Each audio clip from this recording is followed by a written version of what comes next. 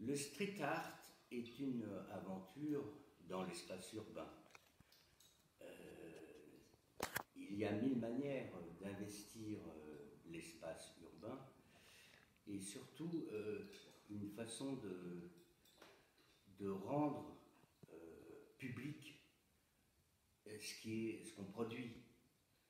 Et l'espace public, c'est un espace qui n'appartient à personne et à tout le monde.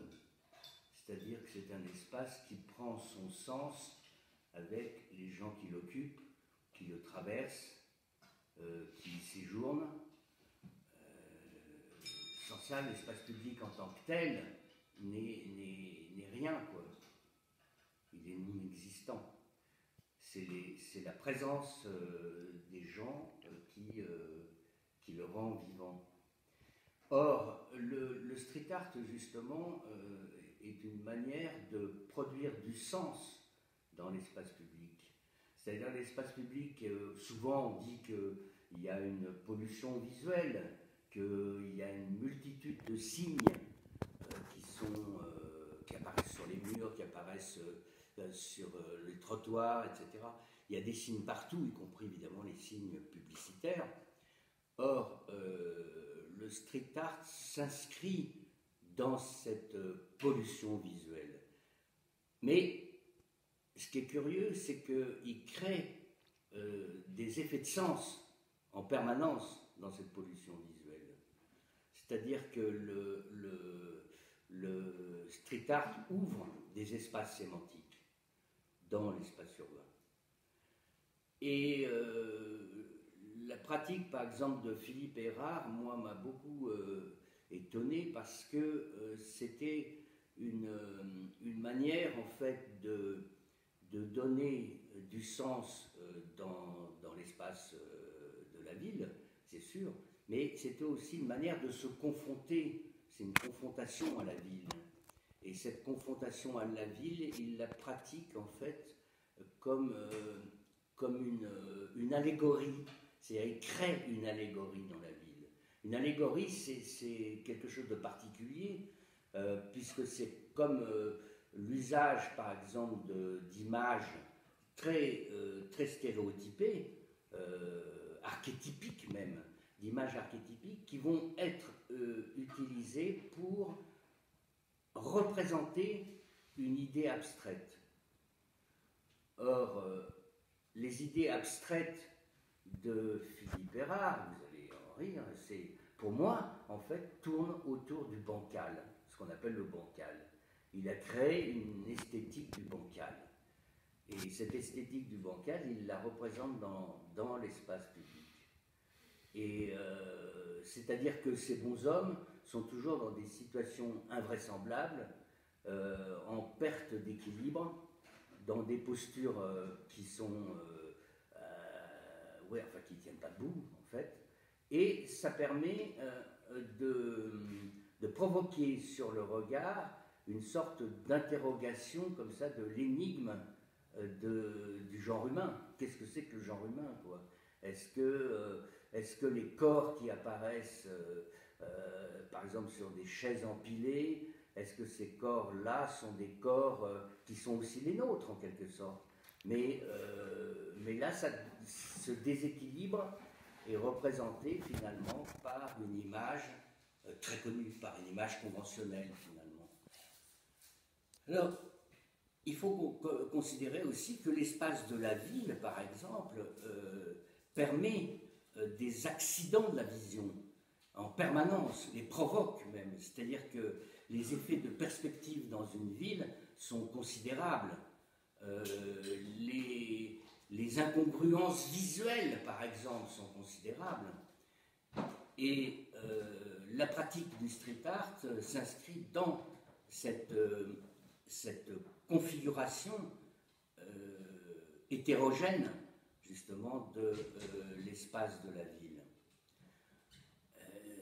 C'est-à-dire qu'au fond, c'est toujours une sorte de... l'apparition de l'image du street art, ou l'apparition des signes, simplement, même parfois qui peuvent paraître incompréhensibles, cette apparition, elle est toujours incongrue, elle est toujours imprévisible en quelque sorte, ou en tout cas, elle perturbe les habitudes de perception qu'on peut avoir dans l'espace public et dans la manière de vivre l'espace public. C'est-à-dire c'est un élément visuel perturbatoire, mais qui provoque tout le temps une interrogation qui est quand même d'ordre existentiel.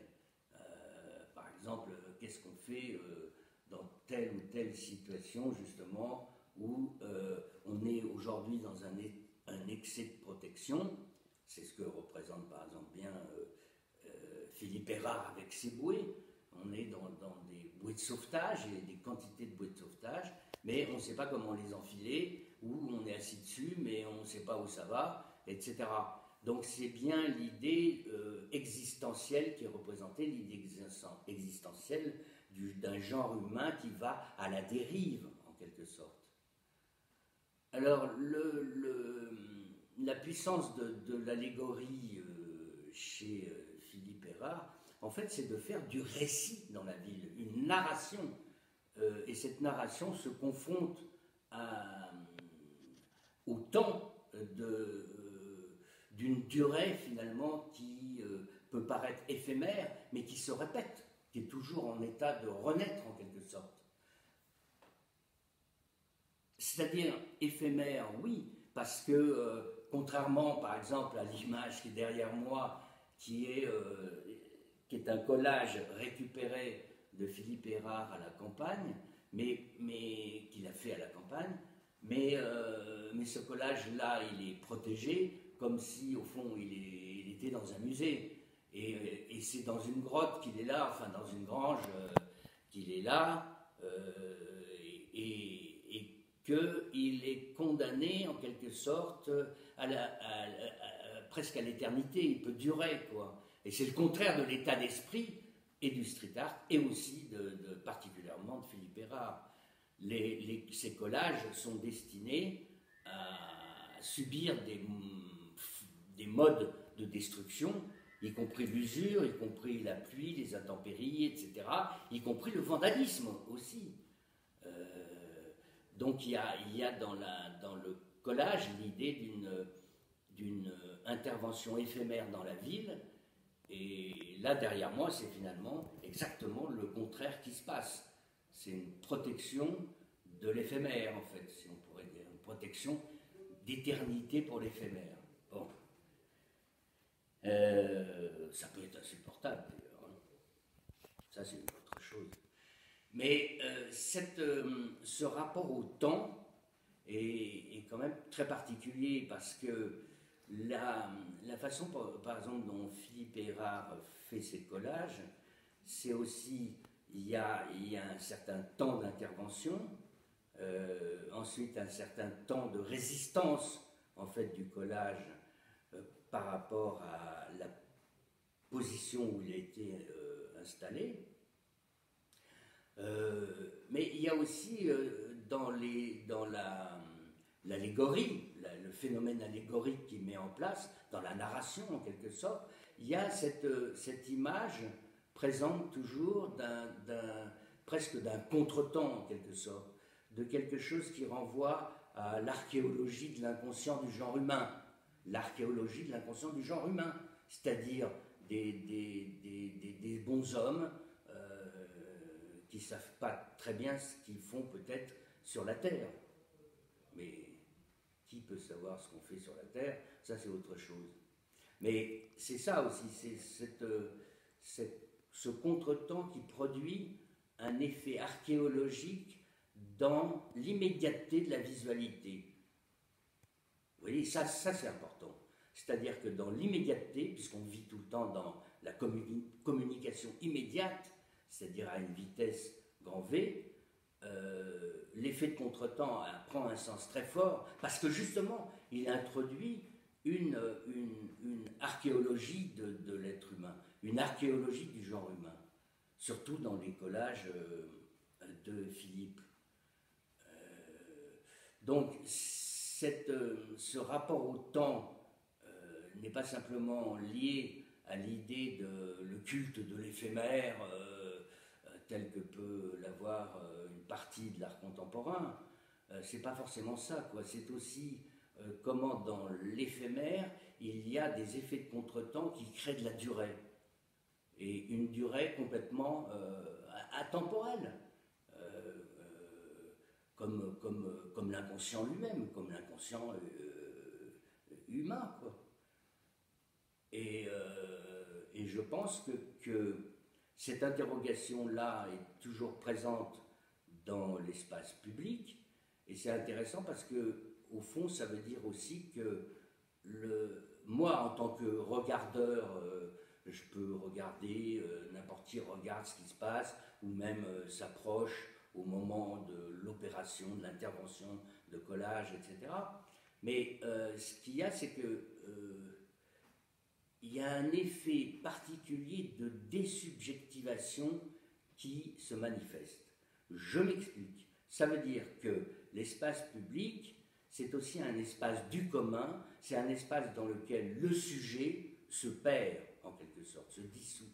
C'est cet effet de désubjectivation que Philippe Érard met en scène par rapport à lui-même, en tant qu'intervenant. Il ne signe pas, il n'a pas envie d'être dans l'exhibition de l'ego de l'artiste, l'exhibition de l'ego dans l'espace public. C'est pas vrai, voilà, ça c'est un rejet, mais c'est au contraire l'affirmation opposée, à savoir d'une désubjectivation, c'est-à-dire que le sujet se dissout dans l'espace public, mais le sujet, ça peut être autant l'auteur de l'œuvre que les gens qui passent et qui voient, et qui regardent, et qui s'interrogent.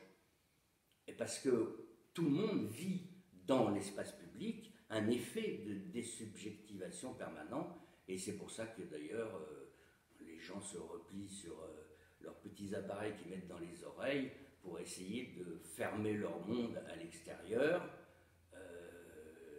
comme une sorte de soupape de sauvegarde de l'ego et de la surdimension d'une relation à son propre ego. Voilà, et donc cette intervention de la désubjectivation dans l'espace public, je pense que ça c'est une idée forte, quoi, parce que c'est aussi le fait que l'art est aussi l'espace de la communauté, quoi, un espace de communauté. Il appartient à personne, mais comme la ville elle-même appartient à personne, et au fond le street art, l'intérêt du street art, c'est surtout de renforcer, de stimuler la puissance énigmatique de n'importe quelle ville, en quelque sorte. La puissance énigmatique, de la mettre en abîme, cette puissance énigmatique de la ville. C'est-à-dire, si la ville est insaisissable, et elle est insaisissable, si la ville est insaisissable, disons que le street art permet justement, enfin s'aventure en tout cas, s'aventure à rendre encore plus énigmatique, plus secrète aussi, cette façon dont la ville est toujours et restera toujours insaisissable.